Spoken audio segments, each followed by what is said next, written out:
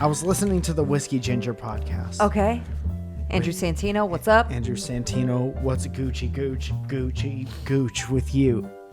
And he was talking to Sebastian Maniscalco. Yes.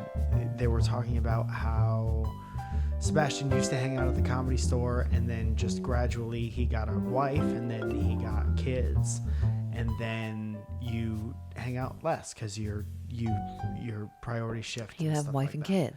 Right. But and then Andrew asked if Sebastian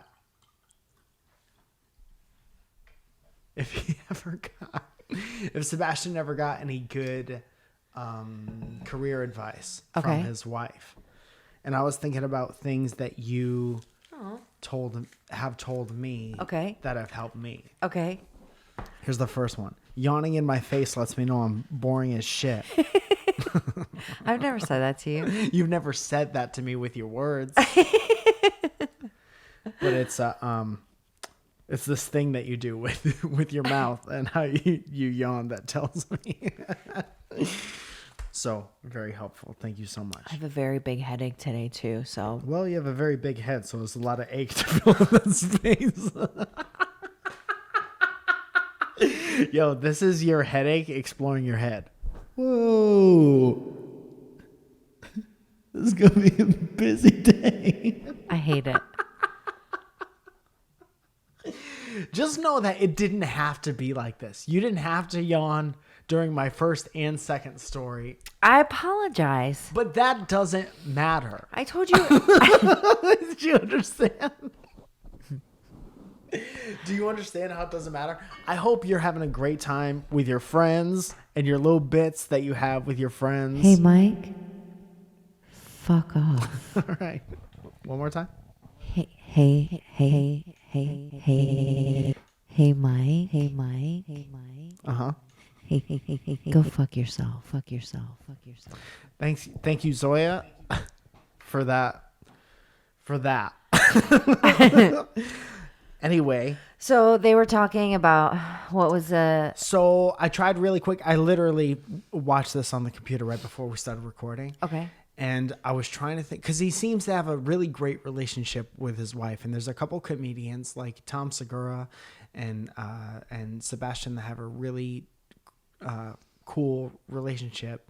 Whenever I see somebody with like a really strong bond or whatever, and people like a couple who has each other's back, I obviously think about us. Mm-hmm. And you tell me fun shit all the time and good and helpful things all the time, and you keep me on track so much that I wanted to say three things. One, when I was able to go out every night, they talk about going out every night and staying out until like 2:00 or whenever the clubs close. And obviously it's not something that we do right now, but when it was, like, he was talking about doing that more when he was single. Right. And I have always done that with you being together, being engaged or being married. Right. And just thank you for having patience with me for that. I get it. I know there's a process. And then he was talking about, your wife sees you at every stage of your career. So what has she said in the past? And even going outside of the stand-up comedy thing, you always helped me not feel bad for not taking money from people I didn't like. Like whenever somebody would offer me a pretty good amount of money to do something, but I didn't like them, so I didn't want to do it, I would have a lot of guilt about that, because I'd be like, regardless of what the job is, I could just do it and just fucking put blinders on and do it and then take the money home and benefit us as a family. Right. But if I knew I was going to be either mad at myself, or if I knew I was going to be a dick or something and put myself in a situation with people I didn't like or respect. Right. And I felt bad about that, I could always bring that to you, and you would be like, we'll find it somewhere else. Yeah. I mean, there's always, because when there's a will, there's a way, right? There's never going to be a time, because like, I won't do things that I don't want to do. Mm-hmm. Never. And I don't think that anybody should settle for that. Like if I think us both having that mindset is really reflected in our bank account. No, I don't think so. I think we're fine. Okay. I think we're fine. But yeah, you might be right. But also, we're in an apartment right now. But also, no, I don't believe in lowering your standards to help benefit someone else, no matter what it is, right? Like like you said, there were times where, people offered you money to do something and you just were like, I can't do it. Like there's just something that I cannot do. And I always believe, like, follow your gut. Like if there's something that you can't do, don't fucking do it. Yeah. Or something that you don't want to do, you shouldn't have to do anything that you don't want to. There's a reason why your gut feels good Right. or feels bad about something. Right. Then your brain gets involved, and then you go back and forth 1,000 times. Right. Then you lose your gut feeling Completely. because you keep getting further and further away from it. Right. Because you never listen to it.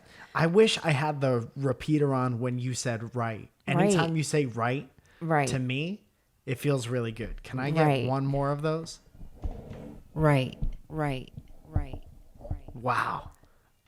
Go ahead and clip that off. Okay. Jesse's probably going to make a song out of it. Jesse actually made a couple of songs. Why is your flashlight on right now? I don't know. It was getting wild in here. Dude, it's like a shitty rave. Bray Wyatt comes out of the closet. So do you want me to move on? Or Yeah, do you want no. me to... I mean, we can also... Another thing having to deal with specifically stand-up that you were always right on, especially when really at all stages, never really stopped. It used to happen more and then it happened less once I started to get a better feel on things. But when I had less shows a week, when I would have maybe like 3 shows a week instead of trying to be out every night, I would stress about set lists more because I'm like, oh, less time getting up. I really have to make this time count. I want to work on these jokes, but these jokes work. And how could I arrange all of this stuff in a way where it's a good whole set? You would always be like, whenever you put too much stuff on your set list, it's always bad. Yeah, you always have a harder time. And then because you're always trying to figure out and remember what exactly was on that list. And instead of it coming organically and kind of listening to the crowd, I think that's when you do the best. Is when you're just kind of like, here are 4 jokes. Everything else will just come as it comes. Yeah. I felt bad about that for a long time because I don't have I have some people who I can go to and ask for advice, but I use it very sparingly because I never want to bother anyone. And that's my own thing. Yeah. Right. But I can't bounce stuff off of people all the time. Right. And because of that, I would adopt all of these schools of thought at different periods of time. Like if I was doing more crowd work than written material, I was less of a comedian. And then if you really go all the way back, it's like, who is saying that? Where did I pick that up somewhere along the line where I would try to, that's like me telling you about my life, but they're not my words. Right. It's like, where did that even come from? And then as soon as I especially with longer sets, finding my groove of here are some jokes that I could say, but I could go out there and do whatever and just find it. That's so much more fun, and it's so much more tailored to my personality. That being said, as I get older, so basically I would want to, at certain points in my career, I would feel like a failure if I didn't go out there and do mostly written cohesive jokes that all flowed into each other. And then that 7 or 12 or 15 minutes would feel like one thing. Right. And then it was always more important to obviously be funny and be productive and move jokes along, but to have fun as well. Right. I'm surprised you didn't yawn during that. I was trying to wrap it up so you wouldn't yawn. I wasn't going to yawn. It's not like I never can know. help it. I never know when Aaron. Just kidding. Just kidding. That was forced. No, but I remember, when life was normal and remember when we took a lot of shit for granted. that's so true. But I remember you wanting to be out every single night, right? And then there were times where it just got to be too much, right? And you would be so exhausted, you're not sleeping, and you go to sleep at 2, 3 o'clock in the morning, sometimes 4, and then you wake up at like 6, 7, and then you'd be dead like all day, all night. All night, boom, boom. Yeah, and I remember saying like it's okay for you to also take a night off, you know, like. But then you would wake up and you would have like this feeling of, I don't know, even like you'd never accomplished anything ever, you know? It's a very weird feeling. It's a very weird feeling because I would be feeling physically bad. And then, like you said, you'd be like, take a night off. And it would take a lot of convincing. And I would always find some way to justify it. Like, I'll take a night off, but I'll go, you know. To 2 open mics tomorrow. Yeah, do like an early open mic before the show or something like that.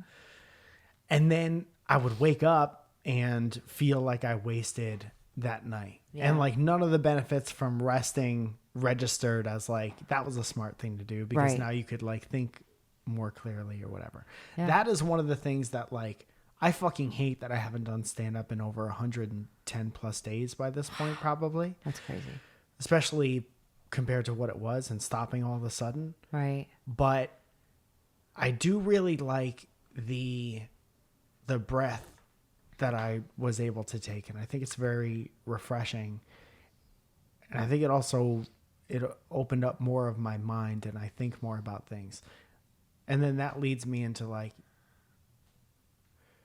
I want to, the jokes that I will have when I go out there and be like, I have these, but I'm mostly going to do whatever I want. Right. I would like those to have more value sometimes. Yeah. There are things that I say that are going to be funny and they'll tell you something about me, or they'll just be like a little, just a silly thing that doesn't really mean much of anything. Right. But then like I try to do with the YouTube stuff, like if there's a way that it could be, have more value to it and have more weight to it, and you can get something out of a joke. I want to write more of those as I get older. Yeah.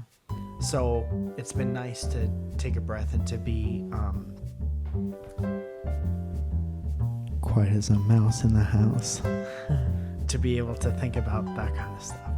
And then me coming in like a fucking tornado. It is kind of like a tornado shows up every day. The little Albanian tornado. Yes.